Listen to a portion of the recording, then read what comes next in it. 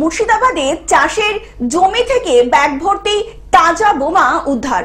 মুর্শিদাবাদের জঙ্গিপুর পুলিশ জেলার অন্তর্গত শামশেরগঞ্জ থানার ভবানীবাটি ভাটপাড়া কালভার্ট সংলগ্ন এলাকার ঘটনা।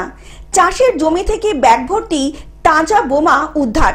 সূত্রের খবর অনুযায়ী তড়িঘড়ি এলাকায় বোমা পড়ে থাকার খবর শুনে পুলিশ ছুটে যায় ঘটনাস্থলে এবং তল্লাশি চালাতেই চাষের জমি থেকে উদ্ধার করা হয় ব্যাগ ভর্তি তাজা বোমা।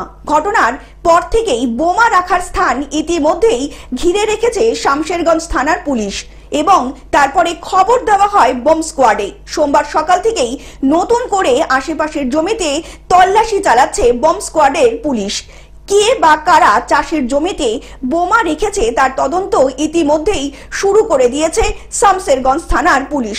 অন্যদিকে এইভাবে কালভার্ট সংলগ্ন এলাকায় চাষের জমিতে বোমা রাখায় রীতিমতো উদ্বিগ্ন স্থানীয়রা। পুরো বিষয়টি তদন্ত করার দাবি জানিয়েছেন সাধারণ মানুষজন। সব ছেলে পেলে সব আতঙ্ক, এখানে সব ছেলে পেলে বাগানে খেলাধুলা করে, এখানে ছেলে পেলে যে খেলাধুলা করে দেবে হঠাৎ করে যদি ওখানে চলে যায়, পা পড়ে গেলে তো বাস থেকে যাবে, বাস থেকে গেলে তো এখানে ক্ষতিগ্রস্ত হবে।